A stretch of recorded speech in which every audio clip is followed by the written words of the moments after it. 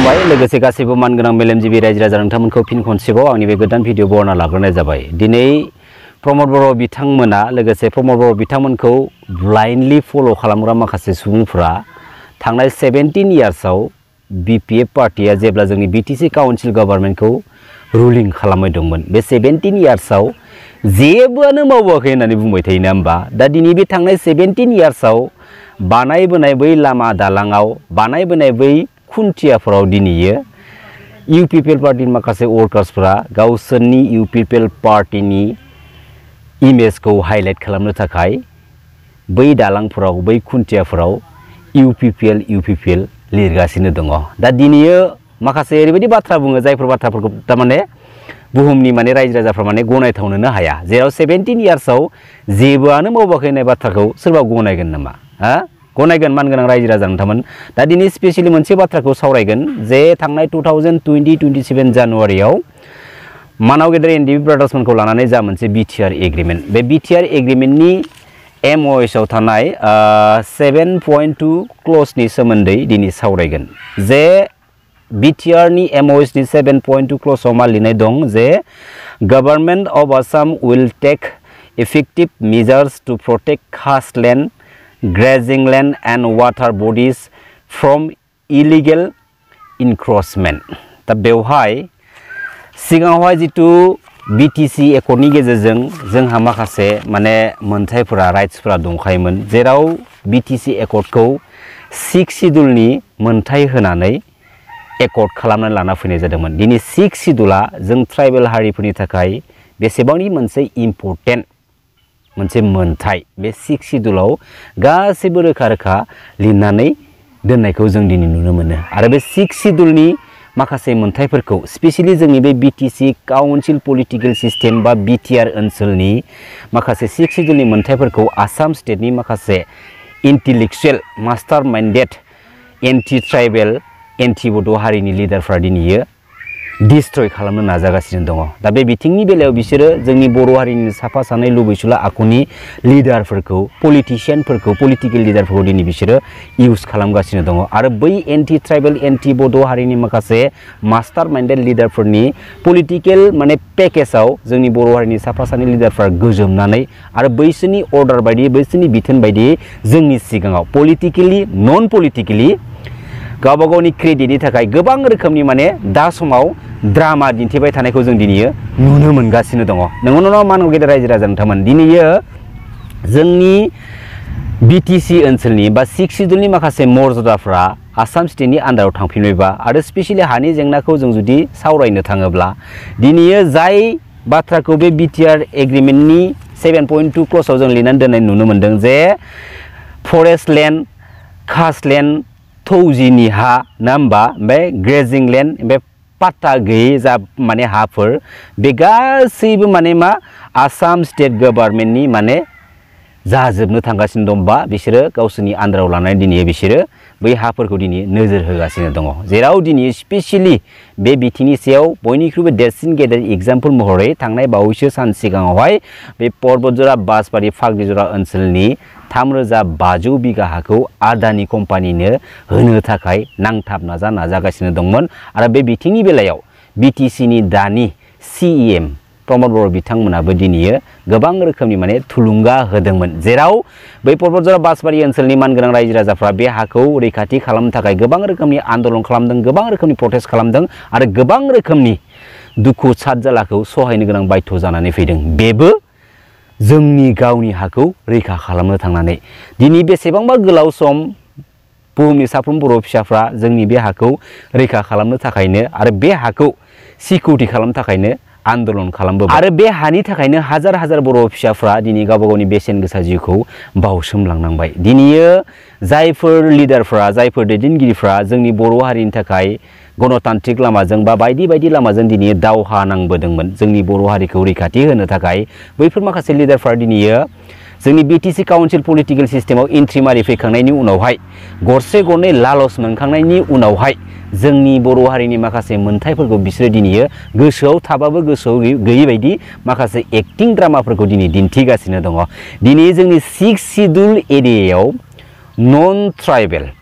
मानसिफोरा हा मोननांगौआबो बियो एक्सेप्टेबल नङा आरो स्पेशली जोंनि बे ट्राइबेल बेल्ट एन्ड ब्लक्सनि हायाव जायफोर नन ट्राइबेल हारिनि सुबुंफोरा दखल खालामनानै दङ बे दखल खालामना थानाय नन ट्राइबेल मानसिफोरखौ उइदाउट एनि नटिस बिसोरखौ गोसोबानो इभिक्सन खालामनो हायो बेबो गभर्नमेन्टनि थ्रुयै आरो बेखौ इभिक्सन खालामनांगौ गभर्नमेन्टआ जों पाब्लिकआ थांनांगौनि जेबो दरखार गैया नाथाय दिनैसिमबो जोङो बे ट्राइबेल बेल्ट एन्ड ब्लकनि हायाव दखल खालामनानै थानाय नन ट्राइबेल हारिनि सुबुंफोरखौ इभिक्सन खालामनायखौ दिनैसिमबो नुनो मोनदिया खारन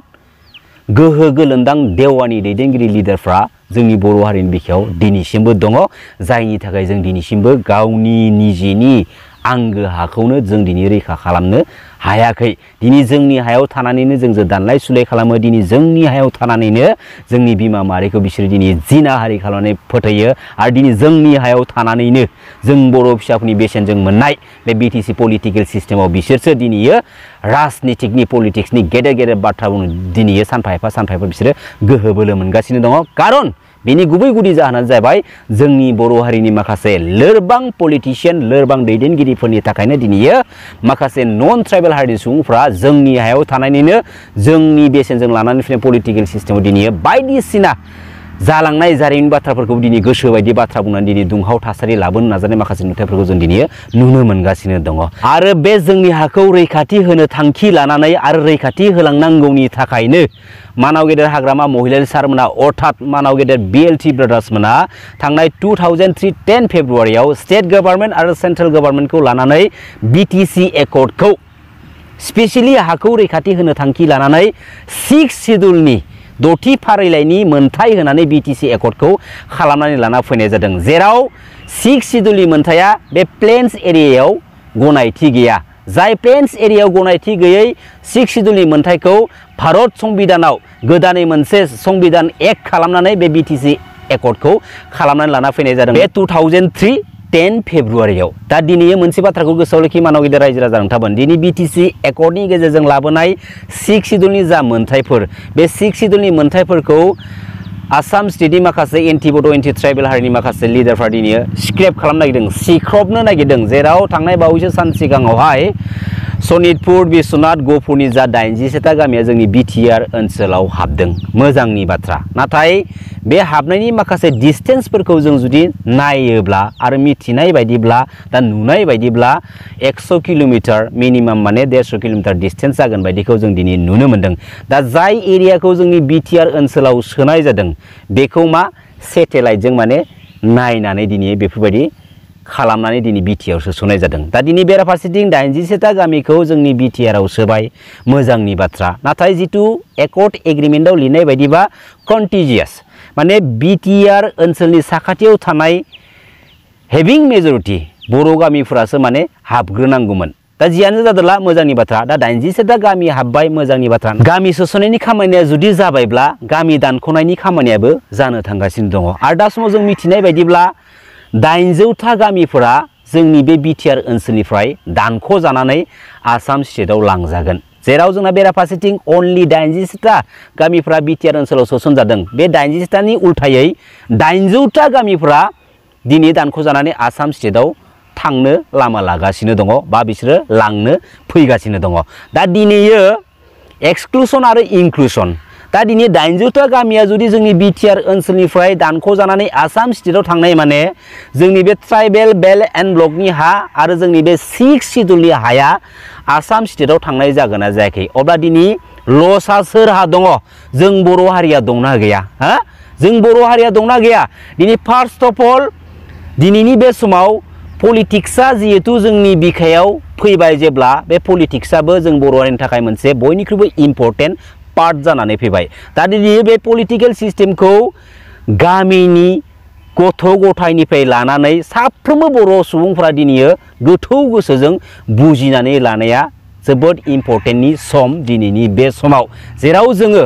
बे जोंनि बर' हारिनि बिखायाव मोननाय जा मोनसे पलिटिकेल सिस्टेम बे पलिटिकेल सिस्टेमनि माखासे पलिटिकेल पावारफोरखौ जोंनि हारिनि रैखाथिनि थाखाय आपकामिं फैबाय थानाय समाव जोङो बाहायलांनो हानांगोन आरो जाय दैदेनगिरिया जोंनि हारिनि सार्थबादिखौ लानानै आरो जेब्लाबो जों बर' हारिखौ सिगाङाव दोननानै बे पलिटिकेल पावारफोरखौ हारिनि थाखाय इउज खालामलाङो बैफोरबायदि पलिटिकेल लिडार आरो लिडारफोरखौसो फैबाय थानाय समाव जों दिनै सापर्ट खालामनांगौ आरो बे बिटिसि काउन्सिल पलिटिकेल सिस्टेमाव लोरबां आखुनि गावनिखौ मोनबानो गोजोननानै थाग्रा बेफोरबायदि साइजनि लिडारफोरखौ जों सापर्ट दा खालाम। लोरबां आखुनि गावनिखौल' मोनबानो गोजोनग्रा लिडारफ्रा जोंनि बे बिटिसि काउन्सिल पलिटिकेल सिस्टेमखौ जुदि सालायलांनो सुजुग आरो सुबिदा मोनबाय थायोब्ला दिनै एसे गाबोन एसे जों बर' हारिनि माखासे मोनखानाय थाखानाय मोनथायफोराबो दिनै गोमालांजोबगोन। जेराव स्पेशली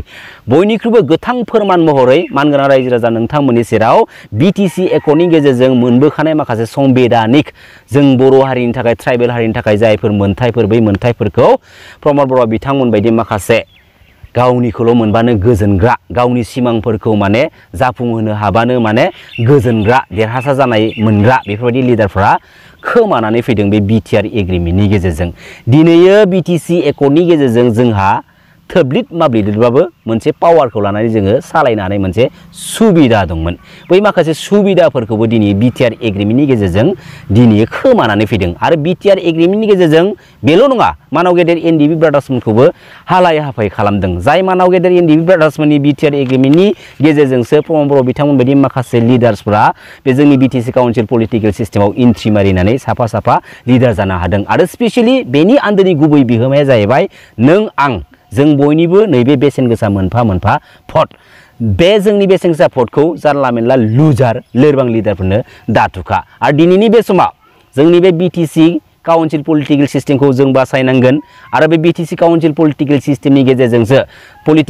गेजेरजों जोंनि बर' माहारिखौ जों बासायनो लामा लानांगोन। जों जुदि बिटिसि पलिटिकेल सिस्टेमखौ बासायनांगौब्ला जोंनो दा समाव जों बर' हारिनि गेजेराव सासे गोख्रों दैदेनगिरिनि गोनांथि दङ। दा जोंनि बिटिसि पलिटिकेल सिस्टेमाव पलिटिकेल लिडारफोरनि गेजेराव बयनिख्रुइबो स्ट्रंसिन मेन्टेलिटि स्ट्रंसिन गोहोगोरासिन बयखौबो माने मोजां गोसोजों नोजोर बोनानै अनसायग्रा लिडार होननानै बुङोब्ला अनलि वान मानाव गेदेर हाग्रामा महिलारि सार मानाव गेदेर रायजो राजा नोंथांमोन। बे बाथ्राया सैथो दिनै जोङो मानाव गेदेर हाग्रामा महिलारि सारखौ जोङो दिनै थोंजोङै सापर्ट खालामनांगोन आरो जोंनि बे बिटिसिखौ जोङो बासायनांगोन। मानाव गेदेर रायजो राजा नोंथांमोना गोथौ गोसोजों साननानै नाय आरो माबाफोर जुदि बाथ्रा फोरमायहरनो जुदि गोसो दंब्ला पइन्टखौ लानानै पइन्ट टु पइन्ट बाथ्रा बुंहरबानो जाबाय। पइन्ट टु पइन्ट जेब्ला बाथ्रा जायो अब्ला नोंजों आंनि गेजेराव माखासे गोबां बाथ्राफोरखौबो जों दिनै सोलोंनानै लानो हायो। जुदि पइन्टलेस माखासे बाथ्राफोरखौ बुंबा